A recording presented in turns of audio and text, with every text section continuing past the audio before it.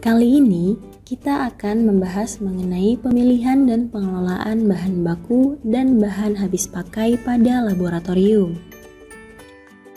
Luna mempunyai beberapa ikan segar, telur, sayuran, buah, dan beberapa bumbu lainnya untuk disimpan di lemari es agar dapat mempertahankan kesegaran dan rasa serta menjaga zat-zat bergizi yang terkandung di dalamnya.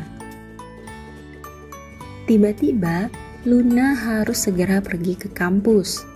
Luna segera memasukkan semua bahan makanan yang ia miliki ke dalam lemari es yang masih kosong.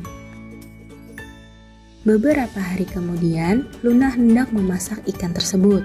Namun ternyata, ikan tersebut mengeluarkan bau yang tidak sedap. Ikan tersebut menjadi busuk dan tidak dapat dimakan karena sebelumnya tidak diletakkan di dalam freezer. Luna pun beralih ke telur.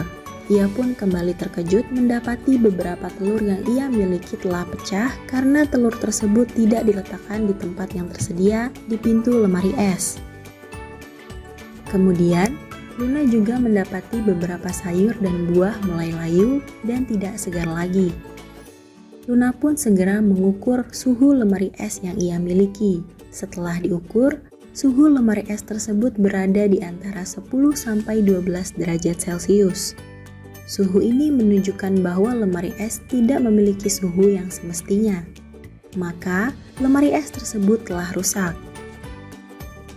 Ilustrasi ini menggambarkan bahwa dalam proses penyimpanan bahan baku laboratorium seperti reagen, kontrol, maupun kalibrator harus disimpan pada suhu yang sesuai untuk menjaga stabilitas dan integritas bahan yang disimpan, sehingga terhindar dari kerusakan atau penurunan mutu.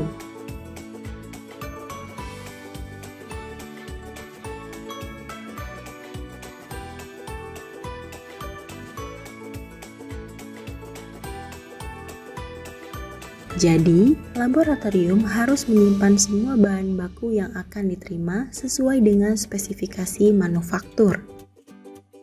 Dalam proses pengendalian dan pengelolaan bahan baku, semua bahan harus dapat teridentifikasi dengan jelas, seperti identitas reagen, nama pemanufaktur, nomor lot, tanggal penerimaan, tanggal kadaluarsa, tanggal mulai yang digunakan, serta tanggal kadaluarsa setelah reagen dibuka. Termasuk juga inisial yang menerima atau menggunakan reagen pada saat awal reagen diterima atau digunakan.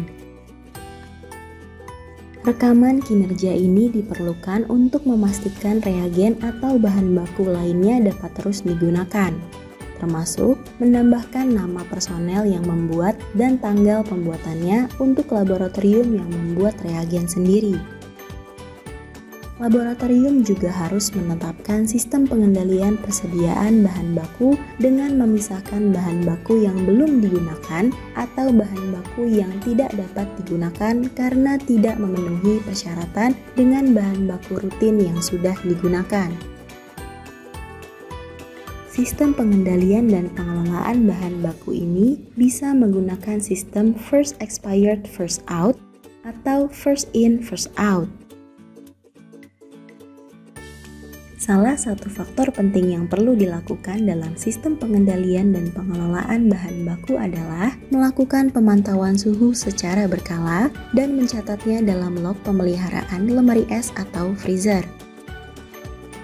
Faktor penting lainnya adalah memastikan semua termometer yang digunakan sebagai alat ukur suhu sudah terkalibrasi dengan baik oleh lembaga bersertifikat ISO 17025. Demikian pembahasan kali ini, sekian dan terima kasih.